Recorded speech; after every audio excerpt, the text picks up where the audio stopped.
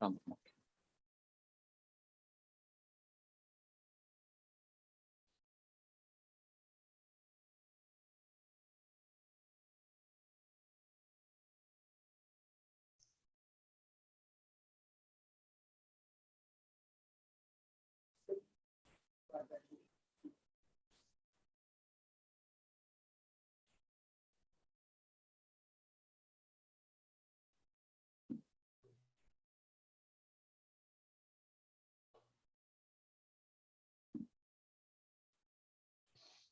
Karatepe, Karatepe.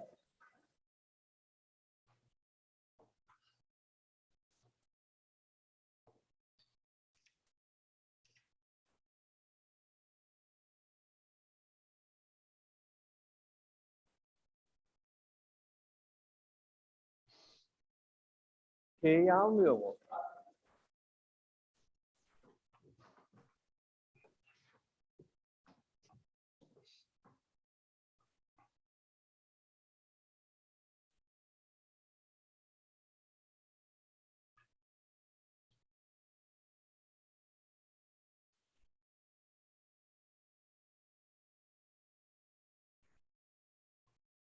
Olmadı. Yani yazmasan da küçük P, büyük P. Tamamdır, tamam oldu. Sorun yok.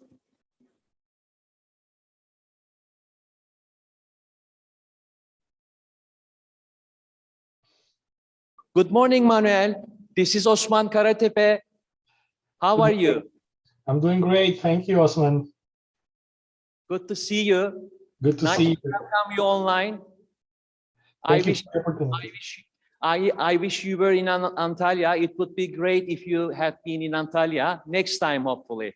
Yeah, hopefully next time. I really appreciate it. I wish I could have been there. Is that I recently welcomed a baby girl, so traveling is a little complicated nowadays. But hopefully, very soon I will be able to resume traveling. Okay. Can we hear Manuel clearly? Can we hear? Okay, great. Yes, Manuel, this is the second Editor's Corner session. We were planning to have 3 editors at the same time, but due to some unexpected technical issues, we separated you from the ones who are going to be making presentations in person, face-to-face. We are going to spend at least half an hour to go over several critical issues about your journal and the other research-related topics. I would like to ask you several questions, and then we are going to have the contribution, the feedback from the participants online and from the ones who are available in the meeting room now. Okay? Great. I would like to ask a very simple question. Can you please introduce your research background and your journal within 5 minutes? Sure. Can I share my screen? Yeah, you may share your PowerPoint slides if you have. Can you guys see my screen? Is it viewable now? Yes. Perfect. Well, good morning, everyone. My name is Dr. Manuel Rivera. I'm the Assistant Dean of Research at the Rosen College and also the Editor-in-Chief of the IJHM. So for me personally, it's a privilege being here with you today. And as Osman mentioned, this is a great opportunity to engage in a very good dialogue about research. So I'm happy to be here in such a great company with many of my colleagues. So, you know, I hope you're all doing well. This is a great conference. I'm glad we're bouncing back. These are just fantastic news. This is just an example of our research community in terms of the resilience, dedication, and continued commitment to research. So as Osman mentioned, I'm going to briefly introduce myself and the IJHM and tell you a little bit about what we do. I've been involved with the IJHM since 2005 in numerous roles, and in the past 4 years, I've been leading the IJHM as the editor-in-chief. Just about a little bit about me, my research publication is very diverse. In terms of an academic and a researcher, I come from a different angle. I was working in the industry for many years, and then I joined the academia and did my PhD. And I have my, of course, just like everybody else, your research record in terms of publication, scholarly book, conference, research presentations, and so on. And this is a big core of what I do as a researcher. In addition, I also very heavily involved in infusing hospitality research with the industry. So I have done a lot of work in terms of partnership with numerous universities and businesses, raising over $10 million in research grants and contracts. And most of these are related to working with numerous destinations, but more importantly, following the Hospitality Plus vision that we have here at the Rosen College and also at the IJHM. We see hospitality more as an organizational culture that can impact many businesses that traditionally has not been considered. I'll give you some examples. I've been working with Coca-Cola. I've been working with Mazda North America to infuse hospitality, or in Japanese, homotenashi. I've been working with major food retailers to infuse hospitality culture into their business, and at the same time with many other destinations around the world. As an editor, every day really brings tons of new experiences for me. I always learn something new and handle very complicated decisions, sometimes some irreconcilable differences, but that's parts of the job. But nevertheless, this is a very dynamic, high energy job for me, and I enjoy it very much. Just to give you a quick picture about the IJHM, first I want to thank all the people that support the IJHM, not only our authors, our referees, especially our editorial board that actually make the IJHM a very special journal. Just to give you an idea of what we do, our impact factor last year was 9.24. As you can see in the screen, we've had a tremendous growth in the past 7 years. So we're very proud of that, and I recognize that this is possible by all the people that collaborate with the IJHM. Just to give you an idea of the scope of the work that we do, last year we received 1,600 submissions. We published around 325 papers, and we get involved around 2,000 referees to collaborate with us. We had a very successful special collection of COVID papers that were submitted. And as we transition into the post-pandemic area, this is a great way to demonstrate our commitment to provide evidence and this historical time of what happened and learn from it. So this is a research collection that is very comprehensive. It's available, many of them available for people to download free of access. So it is a great contribution. So with that, I give you a little bit scope of the IJHM. And do you want me to continue, or you want to ask me some questions? Osman, how do you...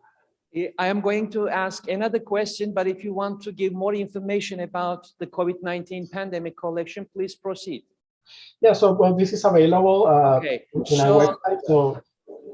Okay, thank you for your information. We are aware of the fact that the International Journal of Hospitality Management is the top hospitality management journal. The question is actually, what is so special with this journal? So why is that journal having such a high impact factor? This is because of the quality of papers. This is because of the editorial decisions made during the reject or accept decisions, or it is because of the fact that reviewers are doing a great job with these submissions? Thank you for the question. I think that the success of the journal is a combination of everything you have mentioned. The success of the journal starts with the submissions. So we have to thank the authors who come up with such an innovative and original research and consider our publication as their first outlet to make that happen.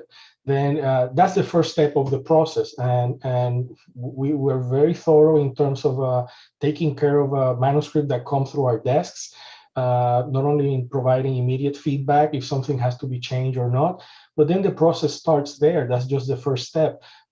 We want to make sure that we handle every manuscript with care, finding the right referee to do this. We have expanded our editorial board and structure. We have our editorial board members. We also have coordinating editors that we have selected based on evaluating the trends of research that come through the IJHM to actually provide the best possible feedback to convert that research in something that will be appreciated by the research community. So everything that gives you a little bit of the scope of the work that we do, and this is a collective effort. I don't take credit for all the success of the IJHM, because that wouldn't be fair to all the people that are involved here. So, you know, we start with the authors, referees, our editorial board, coordinating editors, and of course our publishers that has been very supportive in everything we do in terms of try to make the process better for all of those involved. Okay, this is actually related to a number of reasons, as you have said. My observation, my personal observation is that when you publish a paper about a specific topic in the International Journal of Hospitality Management, it is likely that you are going to be having more citations. But when you publish a similar topic in a different journal, let's say Q3 or Q4 journal, maybe the number of citations will decrease.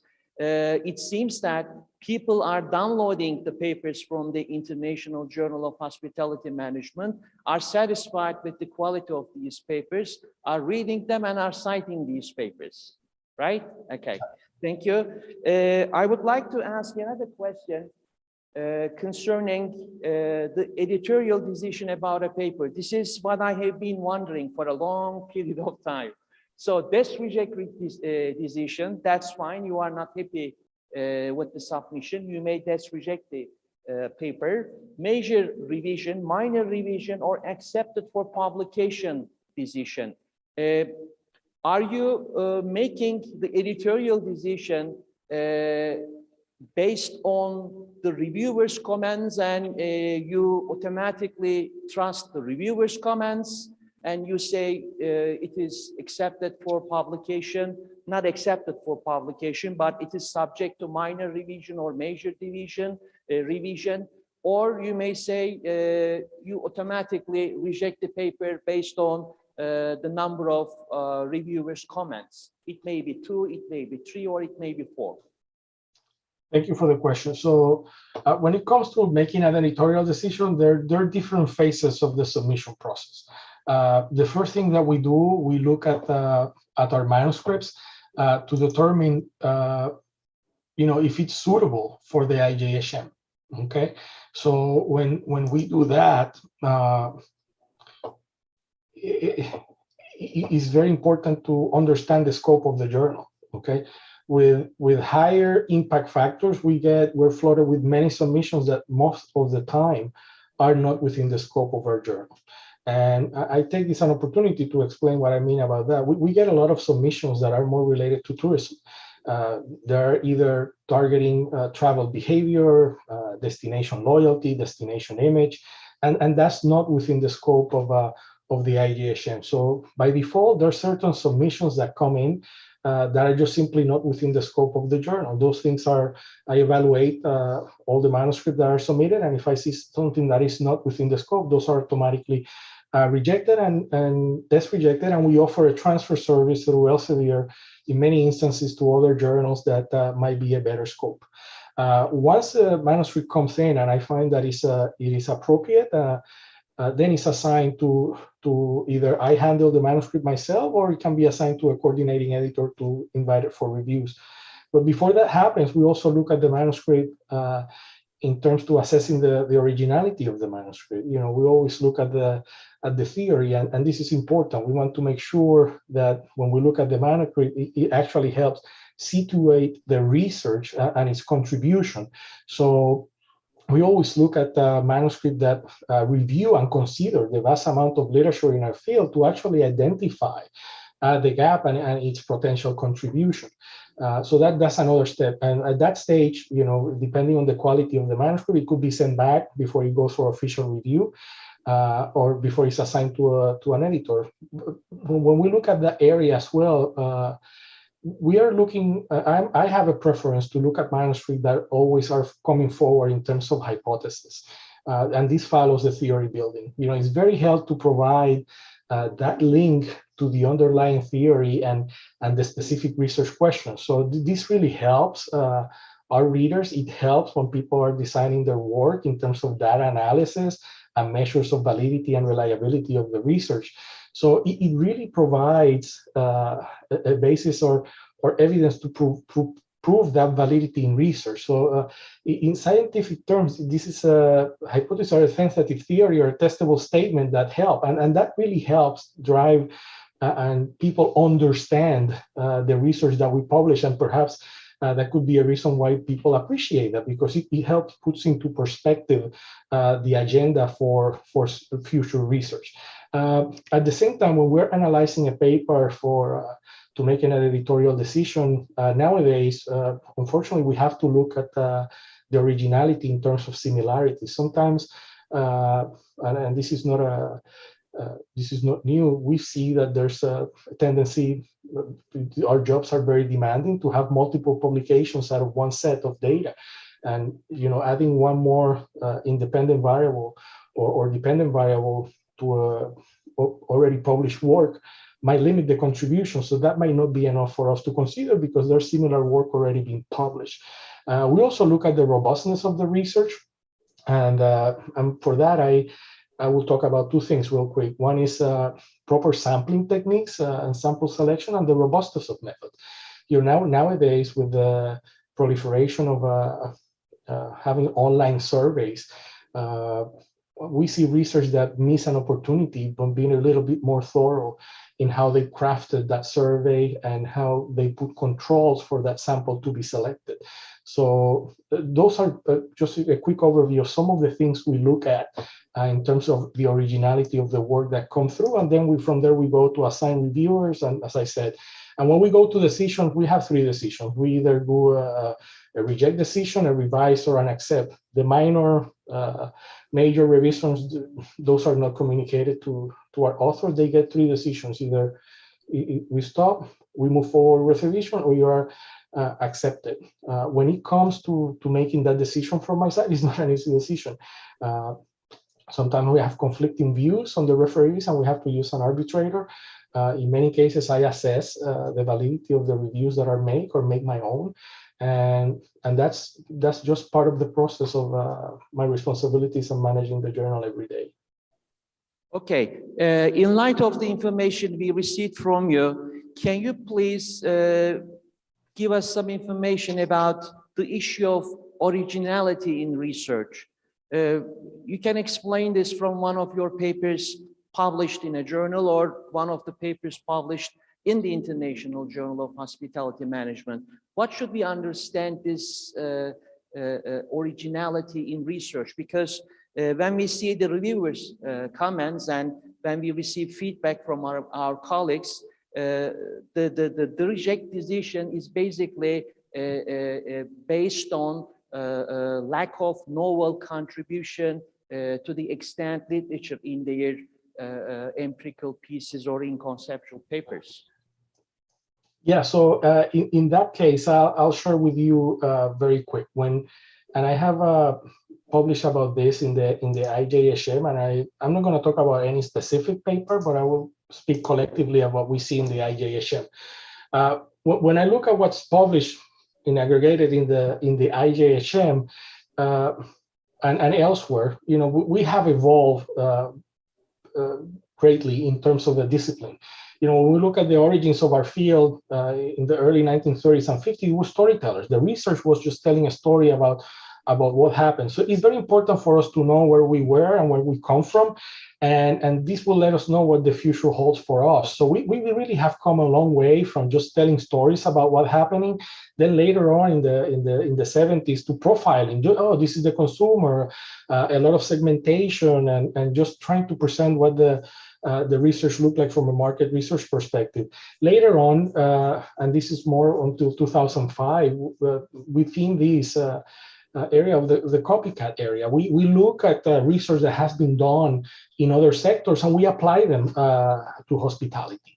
And you know, that's with the proliferation of PhDs in our field, the increased number of programs that have come to life, the proliferation in academic journals, not only in tourism, in hospitality. We've seen that there's a shift, you know, for the past 10, 15 years to innovators. And we see how the scope of work has really evolved. You know, as having more journals, there's more theory to build on. There's more specificity in terms of how all these new concepts apply to hospitality and different contexts and from a global perspective. And that has really infused a force of innovation, either in the market or through technology of the things that are happening. So if we look at this shift in hospitality research, that's what drives the originality of the work. If we are just replicating something that was done in the banking industry, I see that as part of the copycat. That's not adding new, we're just putting something that was evaluated before, now in the context of a hospitality related business. So I'm not saying that it's not important, but we're trying to consider more innovative research that is not just a copycat. I hope that provides some perspective in terms of the work. And if I bring this originality of work, and now this is just a personal comment, we as researchers have the responsibility that, although right now I'm talking on behalf of the journal, every work that you do should have multiple touch points, okay? Just the end goal should not be just a publication. And I mention this because it's very important to have practical implication. There has to be a pragmatic element to the research that you publish. We cannot afford that the work that we publish is consumed by our peers within a matter of weeks. And yes, those drive citations, like you very well said, but we see that there's a lag in terms of when our research is published, when it's actually consumed by other group of stakeholders, that is the industry. And that usually takes about a year or two. And I mention this because I'm engaged with the industry all the time. And when they come back to me with things they have learned, and I know, look, when the research was done, it was done 2 years ago. And I'm like, well, that's old news for us. We already transitioned for that. So when we look at the concept of originality, I don't want to look at it just in the terms of publishing a paper. Is what is the originality of that paper and the longevity of those research that it has on the hospitality industry, including the academia as a whole. Okay, thank you. It was great listening to you, having detailed information about your background, about the details of International Journal of Hospitality Management. I think we can allocate 10 minutes for QA session. Questions can be collected online, and you may also ask questions in person. Sedan Hocam, online, do we have any questions online? Yes.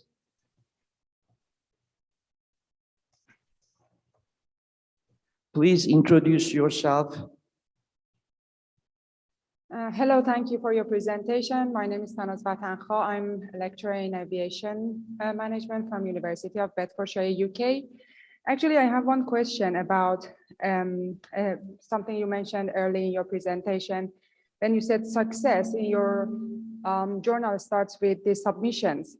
So I have one question about the quality or how you attract submissions to your journal related to the concept of EDI. I was wondering if you consider the concept in the aims and scopes of your journal, how you consider or how you address the concept in order to attract submissions, as well as how you're addressing the concept during the peer review process. Thank you. So we thank you for the question. And I said it starts with the articles, because if the authors don't buy what we have to say, then we don't get the submissions. So when we look at, we need to look at emerging trends And that's an example that I'll show in the screen real quick, okay? And we publish about this within the journal. So we try to come up and show work that will help drive submissions to the journals.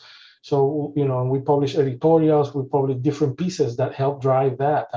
And we look, and these are just a few examples in which I talked earlier that we talk about the hospitality concept, moving from simply hedonic consumption to a more utilitarian consumption. And that's where the hospitality plus and what is hospitality or where we're going brings that to life and make people aware of things that we're looking at. We also look at different emerging topics, and we publish editorials that are available for people to consider. And I mentioned just here a few, some emerging topics that, you know, I hope we can get more people involved. And we talk about the pandemic has shown the importance of online deliveries, and you know, it has many repercussions to our industry. So those are topics that we have published about, highlighting those issues. This is mostly familiar to everybody. We have the new phenomena of fake news and how is it delving into hospitality research. There are other social aspects that do affect the core of the hospitality industry, and this is an example is anti-immigrant sentiment that exists right now, and that not only applicable to restaurants, hotels, there are many numerous hospitality businesses that are affected by this. Something that has become increasingly predominant now, given the consumption journey blueprint that is available right now for people that consume hospitality-related businesses, to big data. You know, every day there's a vast amounts of big data available. However, we want to make sure that we move away from that type of streetlight empiricism, that just because we have data here, it means that this is good. No, we need to build on that and try to come up with a more theory-laden research. So these are just some examples in which we communicate to people some of the things that we're looking and highlight opportunities that we would like to publish. And then those articles do come to us, and we do the due diligence to treat them with the utmost care to make sure that we have a great product to present to our community. Okay, thank you. We have a question online from Professor Ali Öztüren at the Eastern Mediterranean University. How do you motivate or attract the hospitality industry members to read the International Journal of Hospitality Management? So thank you for the question. You know, that's reaching out to a larger audience is something that we always work with our publisher to try to make journals articles more accessible. Everybody who publish with us get a link so they can distribute the work for at least 30 days. We offer also public open access to different scholars, and if they take that opportunity, they have the copyright right to distribute it. Also, every year we have certain issues that are made completely open access, and that's a way also to promote and have a bigger reach in terms of the work that has been done. But you know, at the end, also we also rely on the support from the authors, that they get their work, they present it to industry, they share their comments about their research on social media, and also that has a bigger impact as well. So there are many more touch points that helps the outreach of the work that has been done. And I mentioned here just a few of the ones we do with our publisher. My experience with your journal is that from time to time, I receive comments from the reviewers that you have to give details about your practical implications, so that once one of the managers reads the implication, he or she may find something useful from your implications. Please revise. So it seems that the reviewers are still aware of the importance of practical implications in attracting readers, industry managers' attention to the papers published in your journal. By the way, I forgot to say this. I am so happy that Turkey is one of the countries that has contributed to the International Journal of Hospitality Management. If I'm not mistaken, it is the 10th country in the list provided by the editor of the journal, Manuel. Any questions? Do we have any questions online? Okay, one more question.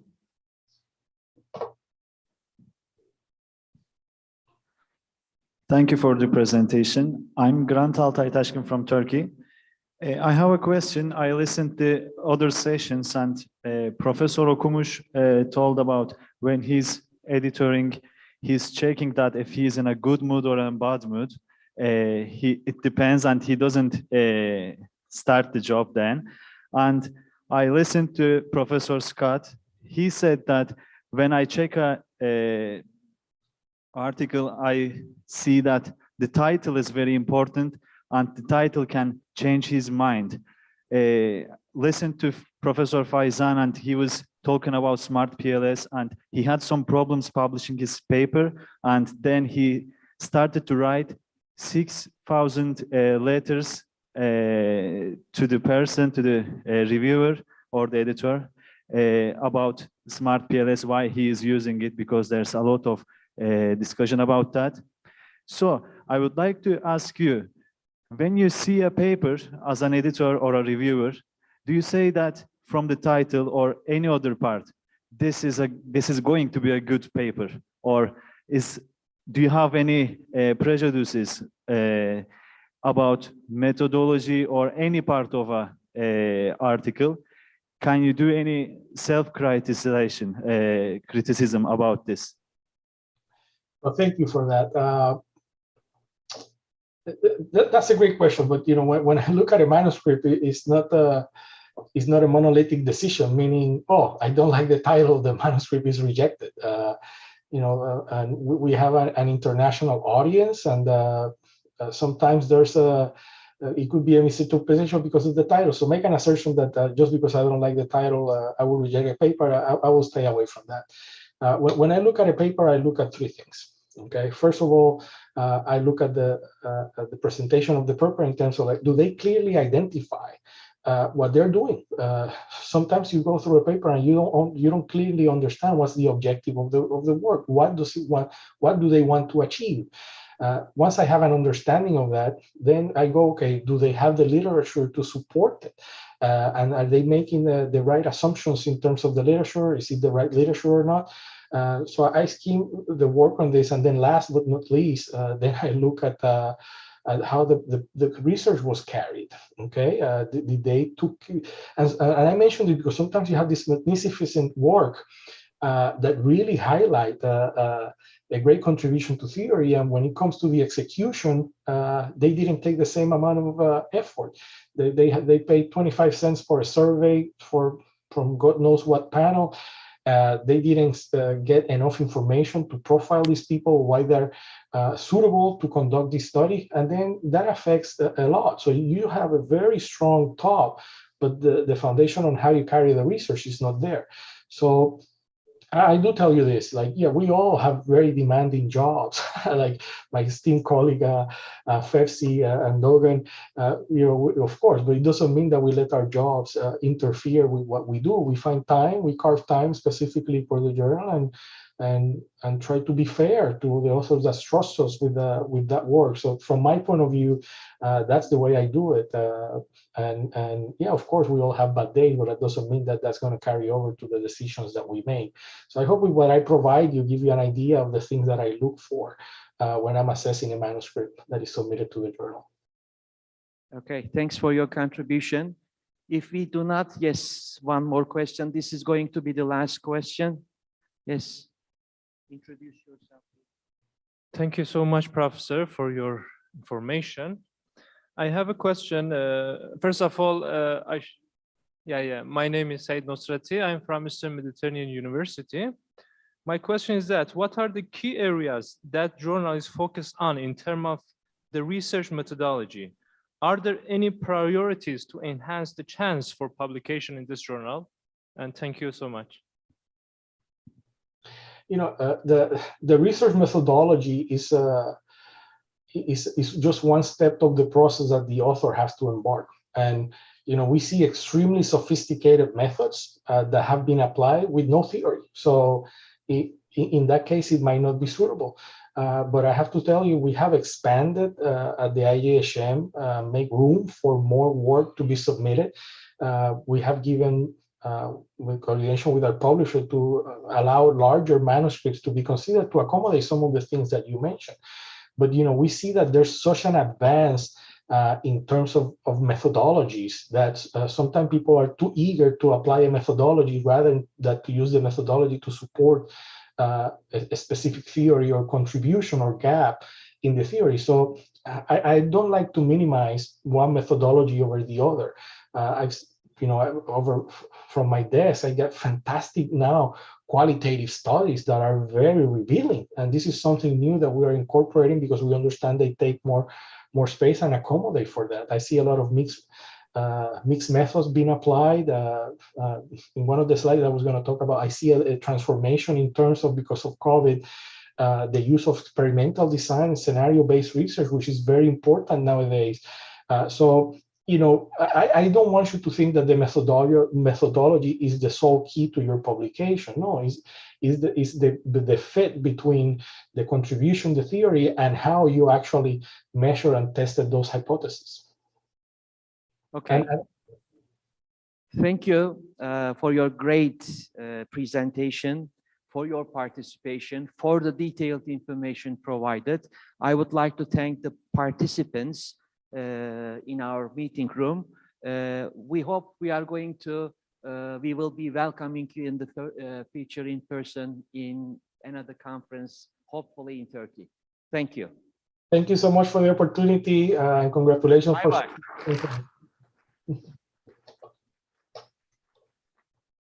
With your sentence, take care. Take care. Thank you. Take care. Okay, bye-bye. Yes, the second session is going to be with other leading hospitality journals, Professor Okumuş and Professor Gürsoy. Can we please have you here? Okay.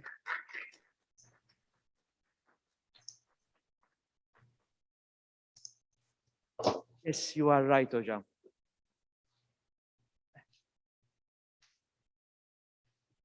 It's up to you. No, I'm not going to sit in the middle.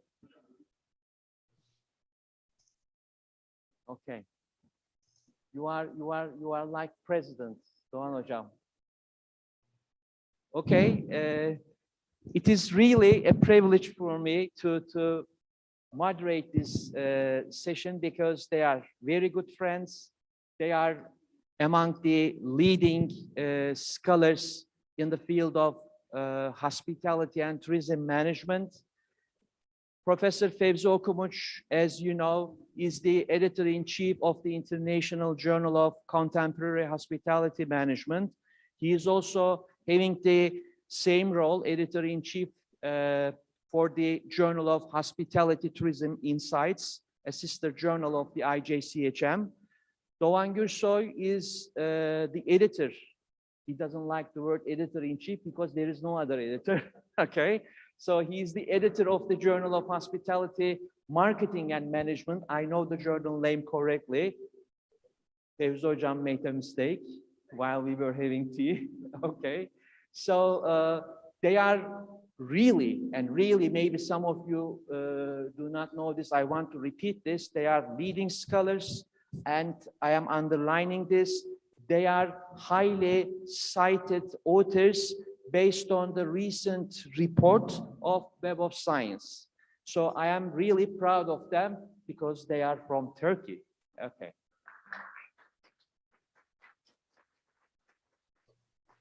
Okay, I would like to start with the same question. Can you please provide us with some information about your research background and some information about your journals? Fevzi hocam. Yes. Thank you. Good afternoon, good morning, good evening, and warm greetings. It's wonderful to be here in Antalya, the tourism capital of Turkey, and I have been living the hospitality and tourism capital of the United States. So for the last 17 years. My research area is strategic management in hospitality and tourism. I did my PhD at Oxford Brookes University, and my first 30, 40 publications, journal articles are all about strategic management, different areas, strategy implementation, competitive advantage, and so forth. After I became an editor and a department chair and became an associate professor, because of my PhD students and because of my colleagues, I don't have a focused research agenda anymore. My research agenda focus is more like a scrambled egg with a lot of vegetables and meat and so forth. I wouldn't recommend that to anyone. Okay?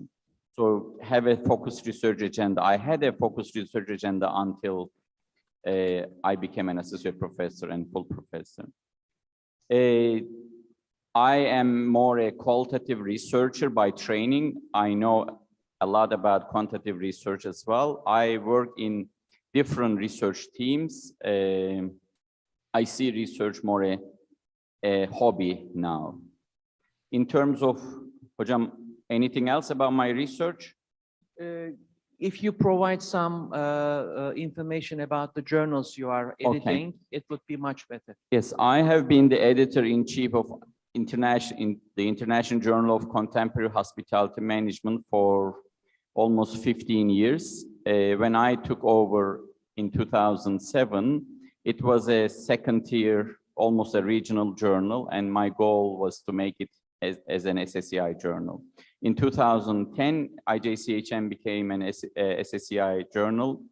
We received about close to 1,600 submissions, as Manuel said, similar to IJHM. Our acceptance rate is about 12%, 10%. We publish 12 issues, 200 articles in a year. We welcome conceptual papers, qualitative papers, quantitative papers, any type of paper, as long as there is originality. Recently, we started a new paper series, which is critical reflection papers. As an editor, I'm tired of receiving so many replication studies. So we have been inviting scholars to write some critical reflection papers. I disagree with the leading scholar. I disagree with this theory. I disagree with this methodology. I want to propose this. So it gives a new perspective on something.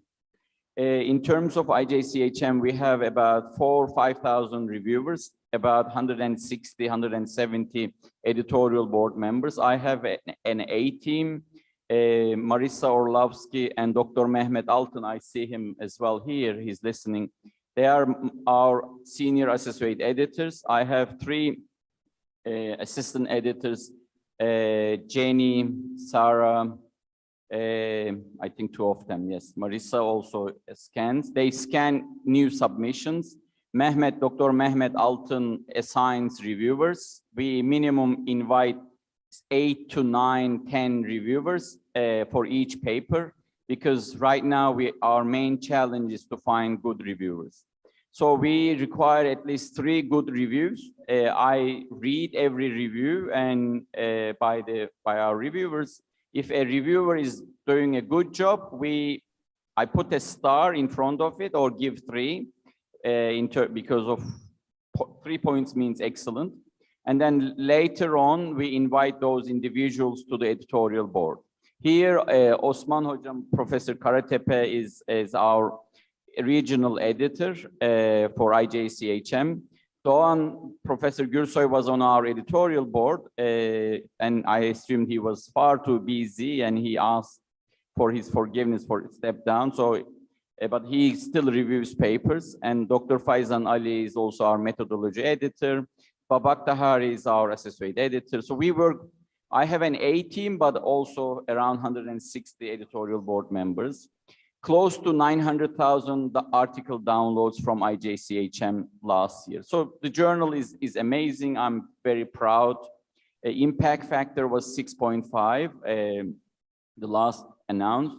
The only disappointment was in 2019, Emerald published about 44 more articles than we planned. We planned 180 articles to be published. They published around 224 articles. So that had an impact on our impact factor, unfortunately. But hopefully this year we will get to close to 9. And then the site score is about 10, which is very good. In 2017, we decided to start a new journal with late Dr. Matilda van Niekerk and myself. We were the founding editor of the Journal of Hospitality and Tourism Insights. Last year, JHTI received 350, close to 350 submissions. And it's incredible how the journal has grown for the last 3 years, 4 years. We used to call it baby journal, sister journal. Now it's an independent, mature journal. This year, we believe, hopefully, either this year or next year, it should be an SSCI. It's already in the emerging citation. It's already a Scopus journal, 3.2 Scopus score, site score. And because I couldn't handle everything by myself, Osman Hocam has a lot of free time, Dr. Karatepe. So I appointed him. He has kindly agreed to be the associate editor of JHDI, and he's now handling submissions. And then Fulya Açıkgöz, she's here. She's our assistant editor screening new submissions. And then Gözde is here. I think she's also a social media editor. She's promoting. And I see some faces. Gürel is our regional editor for Europe. I think he's working hard as well. And I'm so proud of with this journal because from 0 to this day, it's growing. And by the end of this year, it should receive 500, close to 500 submissions. So we look at originality, what is new, so what in both journals. In JHDI, we publish both hospitality and tourism. In IJCHM, we publish more hospitality-focused articles. We welcome special issues. A lot of special issues we have done on research methods, sustainability, green practices. Now a diversity inclusion, a new special issue. And if you have an idea about a special issue, please welcome, approach me. I entertain. And by the way, Carlos, I'm really sorry I missed you. Professor Carlos Flavian has done a special issue on artificial intelligence. Yes, it's an excellent special issue. So we welcome all these new ideas. I stop here. I'm sure Doğan wants to talk more than me. Thank you, Hocam. Thank you. Yeah, thank you, Fevzi. And again, thank you for inviting. It's nice to be in Antalya. I mean, we haven't been to Turkey. I haven't been to Turkey for the last 3 years because of the COVID. So this is a great opportunity, and thank you. My research background, I mean, I started doing research in the beginning of 2000 and started with destinations, mega events, local residents. We did some projects for World Cups, Olympics, and different type of mega events in different countries. And then from there, my PhD dissertation was on information search and then consumer behavior in tourism and hospitality. Then from there, I got into, in recent years, we did lots of work on artificial intelligence. And the problem is we are having a problem publishing those in a hospitality journal. So we are going to mainstream, and we had 2 papers we couldn't publish in hospitality. And we published them in the MIS journal with the highest impact factor, even though we couldn't publish them in hospitality journals. I mean, that's a strange field. And then we also did lots of work during the COVID. We have been collecting national data in the US. And then from those, we did several papers. And then we did some papers on vaccines, how to convince people to get the vaccine, and also the effect of travel on vaccine. So, I mean, that's my research background. What else? Right. Can you please give us information about your journal? About? Your journal. Okay, I think I have a PowerPoint. Yeah. You can put it up. My memory is not that good.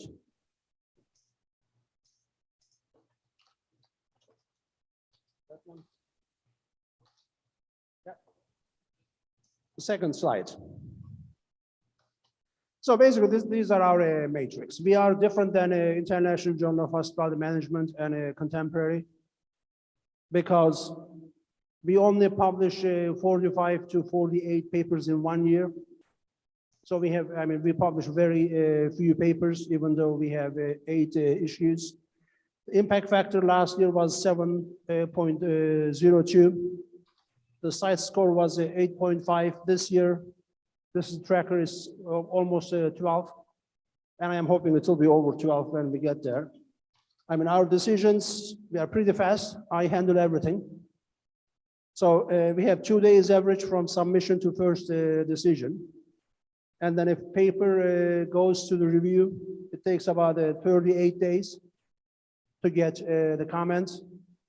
Then a publication takes a little bit time. I think that's a publisher issue.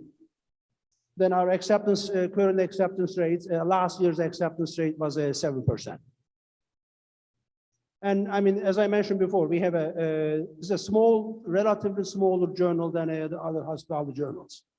Because I think Contemporary publishes about more than 200 papers a year. 200 International Journal of Hospitality Management, the same thing. So far, the highest we published in 1 year was 48 papers. That's why our rejection rates are a lot higher than all the other journals because of the number of papers we publish. And we don't do special issues. I think Contemporary does special issues. International Journal of Hospital Management does special issues sometime. And I think last time we did special issue was maybe 2010. Since then, we haven't done any special issues. We publish everything in the regular issues. And basically, when we get the papers, I look at the paper. And then if I like the paper, then goes to review. If I don't like the paper, gets a destruction. And the criteria, I have a certain criteria from my own perspective. I'm looking for something new, something different. We get lots of papers. People replicate studies done in this country, we are doing in this country, or the same, they keep using the same models or same concepts, similar results. I look at the hypotheses. Sometimes you look at the hypotheses and you can guess the outcome. If I can guess the outcome, that paper never makes the review. So, you have to come up with something unique, something creative. I think I'll stop here so you can ask your next question. Thank you. Okay, thank you. The other question is related to the parts of the study. As an editor, do you specifically check or control the contribution of the paper, theoretical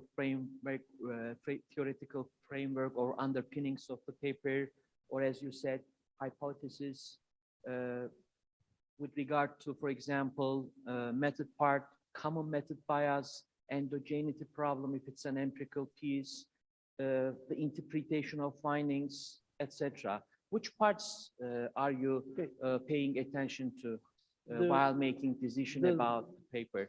The part I am paying the most attention is the paragraph, the last 2 paragraphs of the introduction section. When I read the introduction section, I need to know what the author is doing. And then also I need to know whether this paper is going to make a contribution or not. If it's not in the introduction, that means there is no need to read the rest of it. So introduction needs to be very, very clear, and tells us what the paper is about and what kind of contribution it makes. Then I move to the theory and then the lit review part to see if there is anything new in the paper. That's extremely important. The method section, for all the papers, if paper makes a contribution, there is something new, then I go to the method section and then look at the method, and method needs to be in perfect order. Nowadays, we are receiving so many papers, people are hiding the information. Okay, they don't, for example, they don't put the standard deviations, they don't put the mean scores. Because sometimes I sit down and calculate stuff by hand, especially when it comes to report the scores, coefficients, and reliability validity scores. Sometimes you look at the numbers, it doesn't make sense. And then sit down and calculate, and then we reject papers based on that sometimes, but most of the time, I mean, literature method part is just a method part. Sometimes if you publish papers, I mean, personally, I publish papers using t-test in good journals, very good journals. So it doesn't, you don't have to use very fancy methods. The issue is you have to have a good topic. You need to answer a question. And then you need to have a very clear question, and then your research needs to answer that question, and that question needs to be important for someone. If you are not solving someone's problem, then you are just wasting the pages on the journal. We have very limited page numbers. Does it answer the question? Okay, Thank you. it is clear that Professor Gürsoy is much more interested in the novel contribution of the paper. So originality in research in the paper. If he is not satisfied with this, he is making sure that you will receive, or we will receive, a desk reject decision. Okay. I think the desk rejection is not a bad thing. Yeah. Because it saves us lots of time. Sometimes I send a paper, and then we wait. Then reviewers, one of them says revise, and then a minor revision, and the other one says reject, and editors end up rejecting the paper.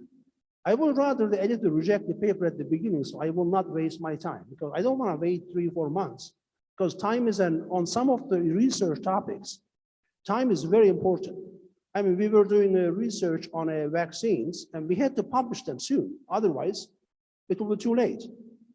And then, I mean, on some of those issues, time is very important. So you have to make sure that people will make it. I prefer, I mean, personally, desk rejection rather than waiting 3 or 4 months and get a rejection anyway. All right. Shall I repeat the question, Hocam? No. Okay, thank you. When we receive a submission, we have a decision tree approach. Our assistant editors, or one of our associate editors, they look at each paper for formatting issues. Whether that paper is a tourism paper for IJCHM, we say no. And if it's a hospitality paper, then the next phase is whether it's written well, references are okay, it has a structured abstract. And then introduction is good, there is a flow, and literature is current, looking at it. And then methodology, if they have any concerns, especially Marissa and Sarah, they're very strong in research methods, quantitative research. Qualitative research, if they need help, I step in. And then if there are any concerns with any paper's methodology, and if they need help, we find help for them to resolve the issue. If all the answers are yes, yes, yes, yes, okay, okay, okay, and then they look at the data analysis, data collection. We don't welcome collecting data from students. We don't welcome convenient sampling. So going through, and then how the results are presented, and discussions to solve what question, whether there is a clear theoretical implication, practical implications, references are current. And then if they're all okay with that, they just approve it, and it goes to Dr. Mehmet Altan's site, portal.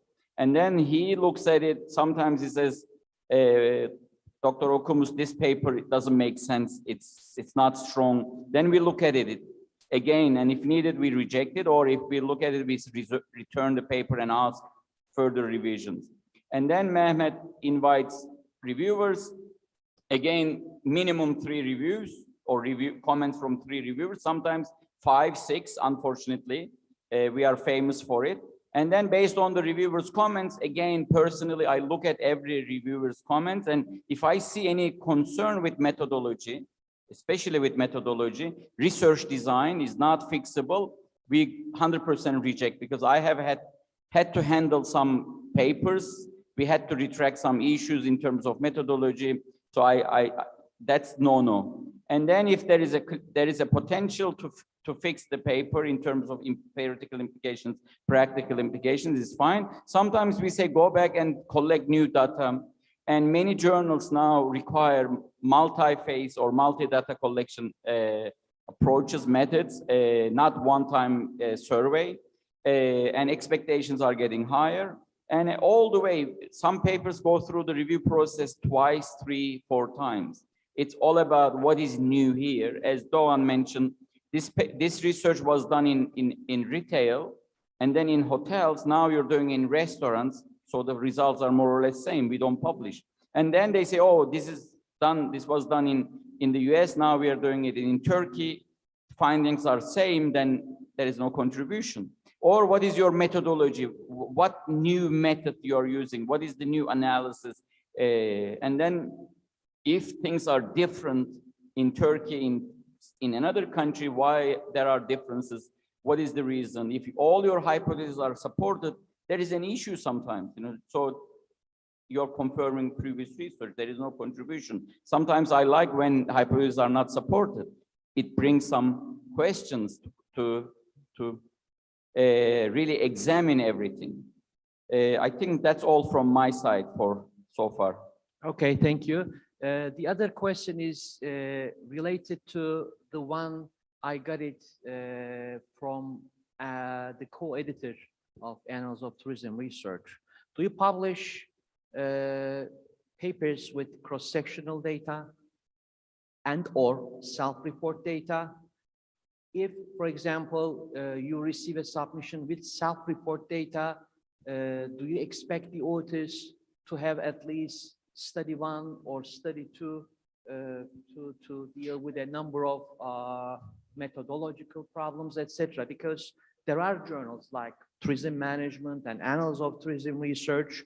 We are all aware that they are interested in time lag data or longitudinal data or multiple sources of data, and they say they are not going to publish it. My humble suggestion, I'm sure Doğan will agree with me, I review research proposals, grant proposals, and I review for other journals as well. And I also review journals outside in hospitality and tourism. If you want to get your paper published, do not rely on one-time data collection. Many grant proposals, I was reviewing several grant proposals for Hong Kong, 5 phases, 5 times data collection, multiple data collections, interviews, observations, survey 1, survey 2, survey 3. And when you receive a paper with that, you say, wow, incredible, and always highlighting, we fixed this here, we found here, phase 3 here, we are extending here. Then you say, this is a good paper, yes, we can publish. Okay? But in hospitality and tourism, IJCHM, when we receive one-time data collection, results are predictable and excellent, written well, but there is no contribution. So all journals are moving to that direction slowly, and soon, even if IJCHM, we don't publish openly, say, we want multi-data collection sources, multi-phases, but when you have a paper like that with multi-data sources, multi-phase data collection, and then your chance of getting your paper published is much higher, right? Okay, yes. Thank you. It's same thing for JHTI as well, right? And it will happen for all other journals gradually, I would say. Yes, Doğan Hocam. We have a little bit of a different approach when it comes to how many data sets you need, depending on the topic. If there's a hot topic, new topic that needs to be explored, then I have no problem accepting a paper with 1 round of data. If the topic is new, it makes some contribution. But if there's a paper that with 5 sets of data, but there is nothing new, then that paper has no value. So when it comes to survey data, we can have, most of us use 1 round of data, we want 2 rounds of data. But when it comes to experiments, we will never publish a paper with single experiment. So there needs to be at least 2, 3, 4 experiments and test different relationships separately. So again, the issue is the topic. If it makes a contribution, new, unique, something people are exploring, then I am okay with 1 round of data. But established topic, then you need more data. Right, so self-report data is going to be acceptable for the papers with new contribution. Self-report data will be acceptable in your journal with a new contribution then? Yes, if it makes a new contribution. If it's a new topic, there are lots of new topics that we are doing research on. Right. And then it's for people who are working on new areas. Sometimes they cannot get more than one round of data. It's not possible. It's a new topic. People don't know what to. We are just exploring. If it's we are exploring a new area, then it makes some significant contribution. I mean, if you look at some of the papers that are considered the best papers these days, some of them are using very exploratory data collection approaches. Okay. So I'm going to ask you another question, but this is related to each other. Two different questions. One, as a reviewer, from time to time, I observe, I review some papers with miscitations. That means that they cite some works, but these works are not cited correctly. How do you check it? How do you control it? Do you expect this from reviewers? For example, when you send a paper to a reviewer, are you writing that you also pay attention to these details, make sure that the citations are correctly made by the author? The second issue is the similarity index issue. There are different criteria for journals. For example, IJHM does not accept any paper with a similarity index greater than 20%. What about your 20%? What about your journal? Basically, when it comes to when people review paper, I do not expect them to check the format of the paper. It's not their job. I mean, I check the format. And if the person who submits the paper doesn't follow our format, they get that suggestion. I don't care what the topic is. I don't care how cutting edge the topic is. The person who submits a paper needs to read our guidelines. If you cannot follow simple instructions, then I question the quality of the paper. I don't know what they did. I don't know what they put in that paper. So they have to follow our guideline. If they follow it, then a reviewer, it's not the reviewer's job. What I want from reviewer is whether this paper makes contribution or not. Because once we accept the paper, the publisher has a team that will fix all those issues. If there are mistakes in the citations and all that stuff, I mean, when we do the proofreading, they let you know where the issues are and they ask you to fix them. I think I was unable to ask the question clearly. For example, I am submitting a paper to you and I cited one of your works, but my citation is irrelevant. It's not related to your work. Who is going to check that? Do you expect your reviewers to warn you there are too many miscitations in the paper, so I am rejecting the paper? I mean, there are irrelevant citations, of course. I mean, people who send the paper are the experts in the area. They know what needs to be cited. Okay. And then if citations are irrelevant, then they usually tell them these are irrelevant. Some people even go, I mean, some reviewers are excellent. They get the citation, they go to that paper, they read the paper, and then they tell you this citation is not right, and they give you a whole bunch of references. Okay. And of course, I mean, they will do that. They are supposed to be expert, and the reviewer is supposed to know those if the citation is inappropriate. What about the criterion for the similarity index in your journal?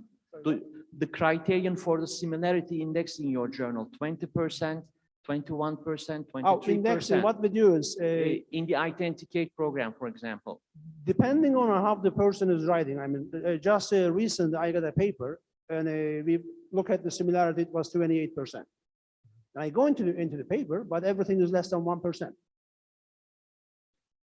So, I mean, with that approach, they are not copying and pasting stuff, but I think they are using so many different papers, but everything is less than 1%. And if each similarity to each paper is less than 1%, I have no problem with that. Maybe this is related to the items they are reporting in tables because it automatically catches Yeah, probably. them. And sometimes, I don't know, the system doesn't work perfect. But sometimes you get a paper with less than 20% and 15% comes from one paper. Great. Then you need to send that paper back. Okay, thank you. I mean, this is more a subjective criteria than a very objective one, the one we are using. Okay, thank you. When someone submits a paper, they sign electronically, I have followed all ethical guidelines. One ethical guideline when you submit a paper, I use proper and ethical referencing. And as Dawn said, some reviewers are very good at catching those irrelevant, unethical referencing. Even if the editors and editorial team and reviewers do not catch, later, when your paper is published, some readers may catch it and then report you to the journal. If that happens, we need to, as an editor, we start an investigation. If there is no proper referencing, irrelevant, unethical, then the publisher has to put a notice of correction saying this paper unfortunately employed the author's unethical referencing. So that will be very bad for any paper. That's why follow ethics, research ethics at all time, right? I strongly recommend this. And we closely check referencing.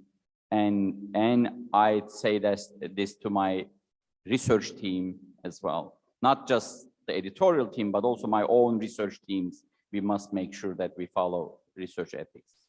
In terms of similarity, this is a very, I think, sensitive topic, but some papers come up with 70% similarity. And you pull your hair like, what the hell is going on? And when you exclude references, it goes down to 50%. When you really look at line by line, and then suddenly all references, similarity is less than 100 words, less than 1%. Then even if the total similarity is 50%, then the similarity to each reference is less than 1%, no issue. But recently we came across to a paper, I don't want to give the authors' names and those who did the same thing. They replicated the study and professionally paraphrased every sentence very carefully. When you run it through Identicate similarity software, similarity is very low. But when you put two papers together, obviously 100% it was plagiarized professionally, but paraphrased really well. Okay? So they can also catch this in the long term. We have to be very careful. Yes, editors, reviewers, publisher may not find it, may not be able to catch it, but later when the paper is published, readers in the same area will be reading both papers. So we have to be very careful with this. And technology is also helping us in many ways. Okay? And IJCHM, by the way, now Emerald provided us a function. We automatically scan each submission before we accept. JHTI is still not there, but we are scanning each paper and making sure papers are low similarity. Thank you. Okay. Many thanks for your great contribution. We have 15 minutes for QA session. We may receive questions online and in person. Yes. This side. Okay. Let's start with your question.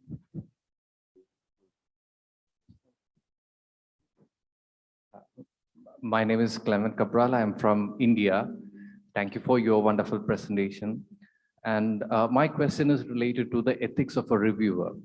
So for instance, if a paper is being sent to a reviewer and there is one criteria which specifies whether the author has failed to mention the relevant literature pertaining to the article. So in that case, if you think that our paper is somehow relevant, is it ethical to suggest our paper?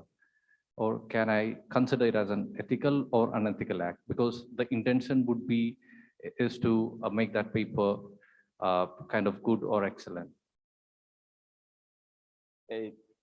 My apologies, I didn't hear the question well. Osman Hocam, you need yes, to the question is, summarize. Please correct me if I'm not mistaken.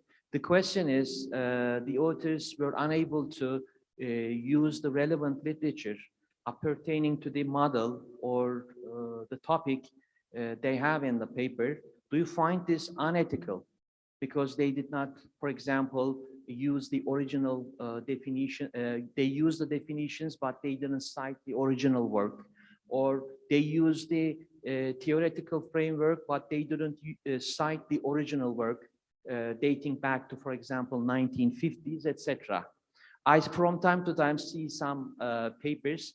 For example, they are using Albert Bandura's self-efficacy, but they are not citing his work. This is what he's asking. Yes?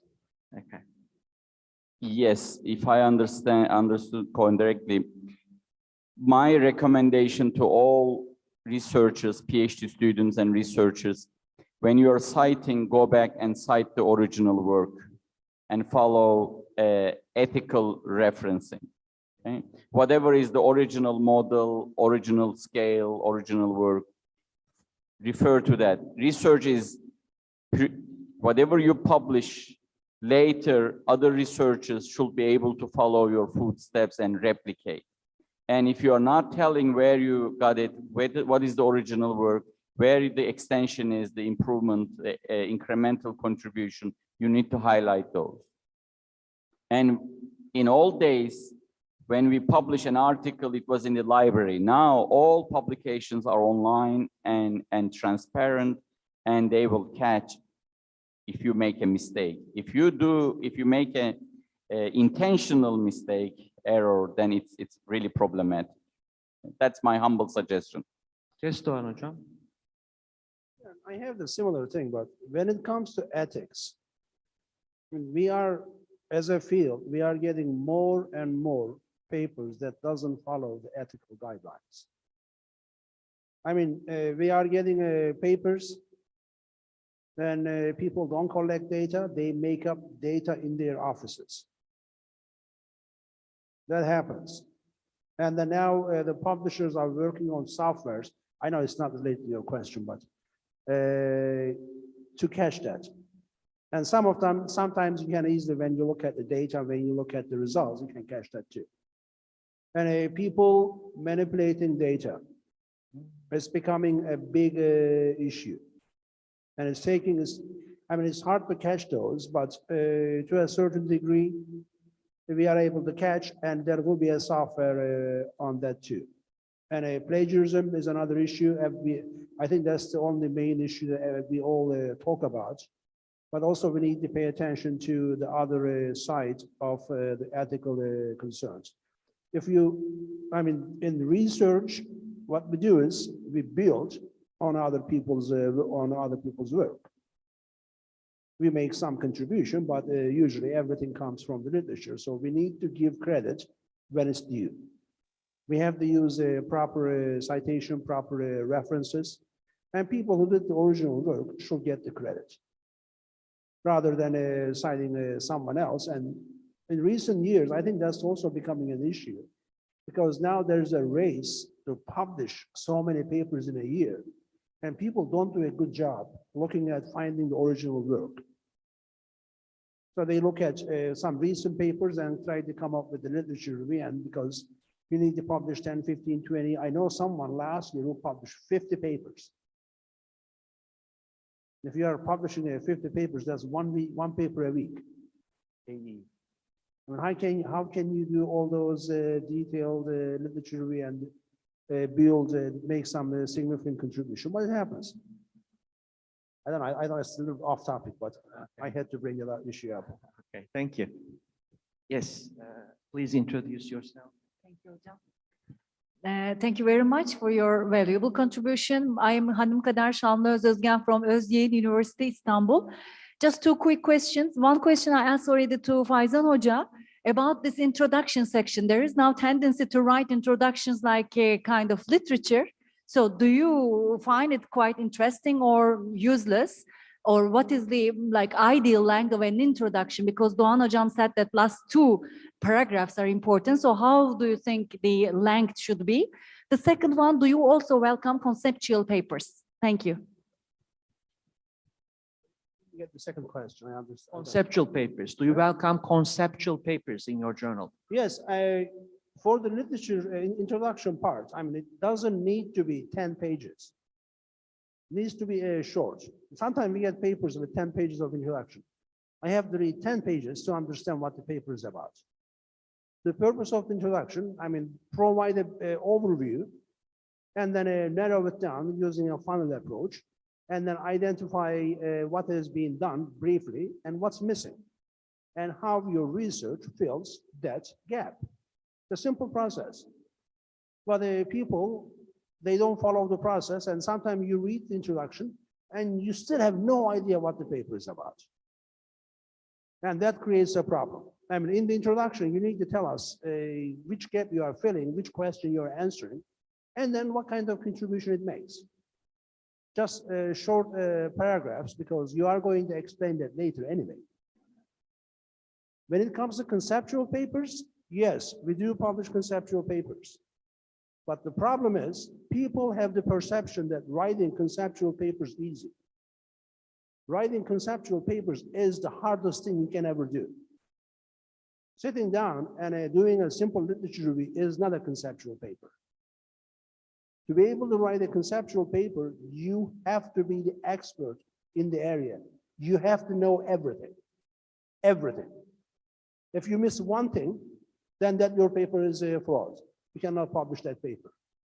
So you have to be the expert. You have to know everything published in that field, and you have to synthesize it.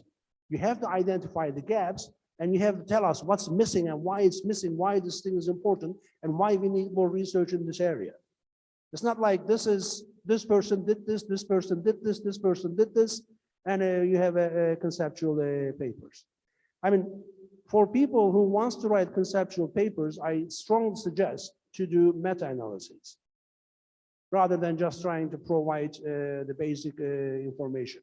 If you do meta-analysis, then it gives you more, I mean, it helps you to come up with, identify the areas where we have problems and identify the gaps, and then provide better research, future research opportunities.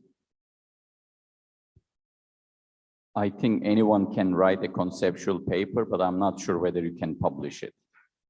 Okay? I love conceptual papers. We publish review papers. It can be a meta-analysis, systematic literature review, or bibliometric research. But it's not just repeating what is there, being able to see the field from 10,000 feet, but also go very in-depth and offer specific recommendations in terms of theory, in terms of methodology, in terms of practice, and say, I'm the boss here, I know, I'm the expert. And again, I suggest my PhD students or junior researchers, you must spend at least a year, if not 2 years, read and read and read and read, and then come up with different schools of thought, different ideas, different models, and present it, and they will tear you apart, and then you will lose your confidence. You go back and read again, and then come back. So this is the way. You have to have a strong theoretical foundation in terms of theories, in terms of methodologies in that area, and what is happening and who is contributing. If you, without reading, some students read 30 papers, come with a model, with methodology, they say, oh, I'm ready. You are not ready. You have to read and become an expert. Thank you.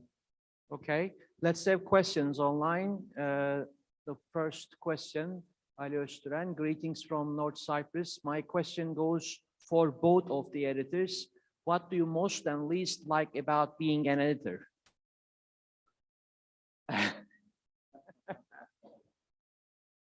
So what we most like about being an Most editor? and least, yeah. No, basically, if you are an editor, you are playing a big role in deciding what kind of research gets published. So you are providing some direction. And every editor is biased. We are all biased. We have areas that we like. We have areas that we don't like. And then we sometimes, if there's a paper coming from the area we like, then we are more flexible. And if some papers come from certain areas, we don't publish, for example, financial papers. There are lots of stock market analyses. We never publish them. There's nothing to do with us.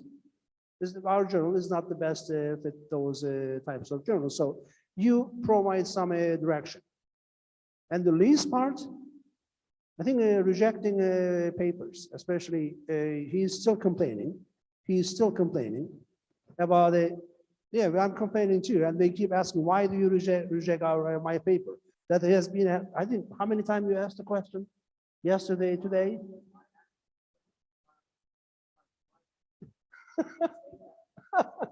Yeah, I think that's the part that you don't like.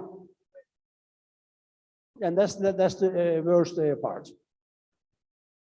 What I like being an editor, when I took over IJCHM, it was a second-tier journal, and I had a vision. And I said, I will make this journal the best, one of the best hospitality journals, tourism journals. And when it became an SSCI journal, I was so happy. And then several times we were like we had higher impact factors than Annals of Tourism Research, even IJHM, and then this progress has made me very happy. And also I see authors coming and thanking me like, oh, you know, I really enjoyed working and publishing this paper, and it gets a lot of citations. Because of this journal, I got my promotion and tenure. And these, like, you are playing an important role. And also sometimes as you see a paper, you see the potential, and the reviewers are really very mean. They reject, and you say, this paper has a potential. You give them one more chance. And then after it is expected, suddenly a lot of citations, a lot of recognition. And you say, wow, I made it happen. I could see that. And another thing, JHTI was a baby journal. It was our idea. Now it's an established journal. It's wonderful. It's a great feeling. What I don't like about being an editor is hours of work and hours of work. And editors are not highly paid for your information. It's almost a free job. Okay? And rejecting papers are good or painful, but also we are helping authors. Showing them their work is not good. They can improve it. I learned a lot from those papers. My own papers, they were rejected. And then also as an editor, you give advice during these conferences, and 5-10 years later, they come and say, oh, Professor Okumus, you mentioned this, you recommended this. At that time, I disagreed, but now I understand. Thank you for your support. So thank you.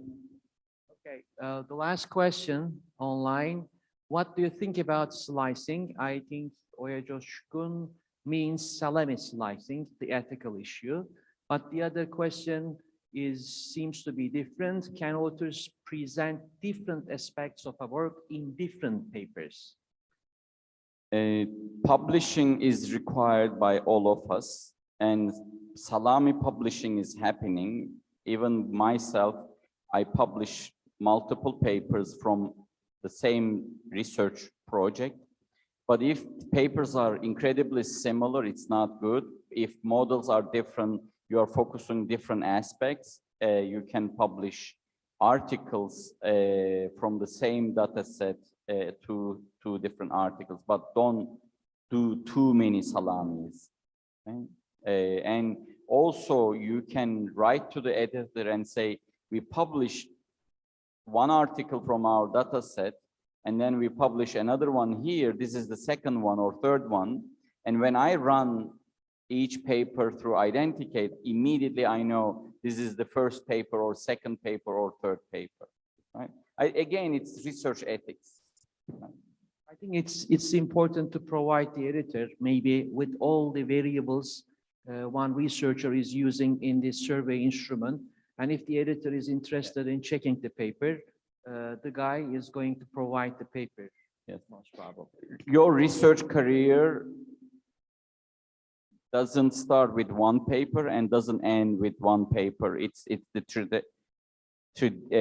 trend you are seeing over the years, and people will continue your publications. If they're all the same, you are harming your own brand image. You look at your brand image as a teacher, as a researcher, as an editor, as a scholar, as a human being. That's the most important thing. Thank you. I think I don't agree with one thing he said. He said your career will not end with one paper. It will end. It can end with one paper. Yeah. Because I mean, I don't know how many papers you retracted, but so far in the last 10 years I have been editor, we retracted one paper, and I know we destroyed that person's career. Because the retraction, there was a issue, major issue. We had to retract, and you know what happens when the paper is retracted?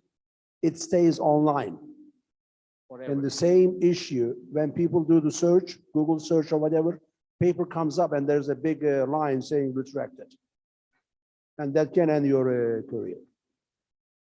I think never, ever, I hope no one will have that experience. And the question was slicing. I mean, there is slicing and there is slicing. Sometimes what we do, I do lots of modeling, okay, personal my research. Sometimes we have very complex models. If we write, we do collect data, we test the model, but we cannot publish it as one paper. It's impossible because the journals has page limitations. So what we do is we publish one part of the model, we publish another part of the model, we publish different parts of the model. But it's a bigger model. And I don't know, I think it's also some form of splicing. But since we cannot publish the whole paper in the whole model in one paper, we have to slice it. And then people do slicing.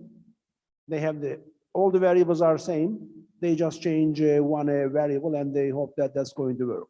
That's not okay. So, I mean, if you are testing different parts of the model, then that's perfectly fine for me, as long as it's not the same thing. Okay, thank you. Thank you. Okay. The last question. I'm Nima Golmahamadi from Eastern American University. Thank you for your valuable explanations. Professor Doğan, you said you send the paper for review if you find it new. Would you please define new in your term in more details, please?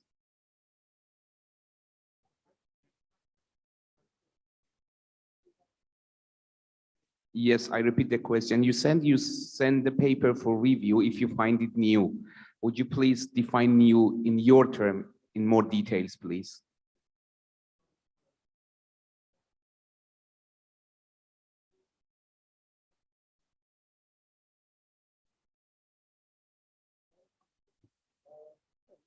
Yes, okay.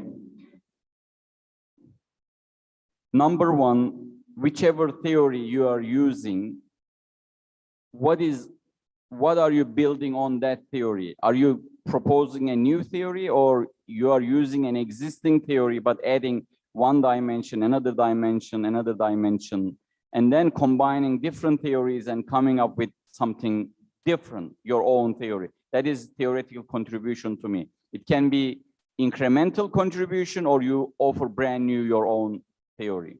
Number two is methodological treatment. You are developing your own methodology.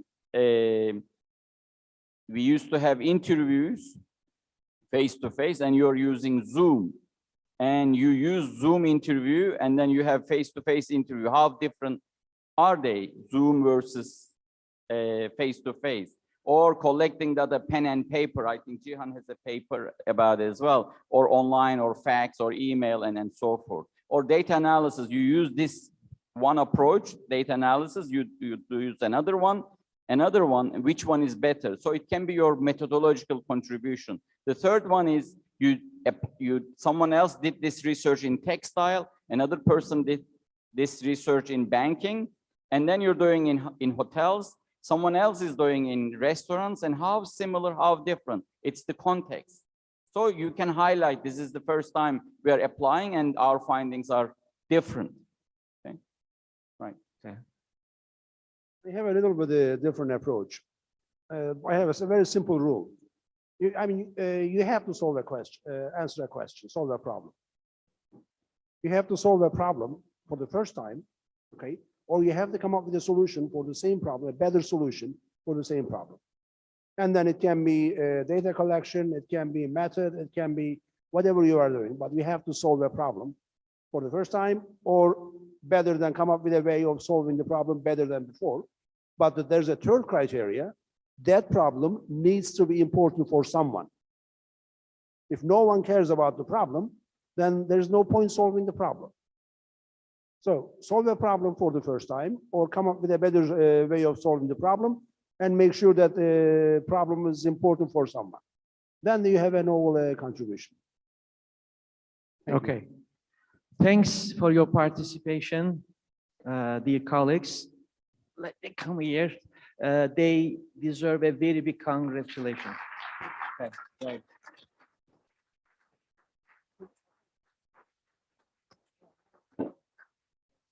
Yes. You will do the karaoke after this. You have the microphone.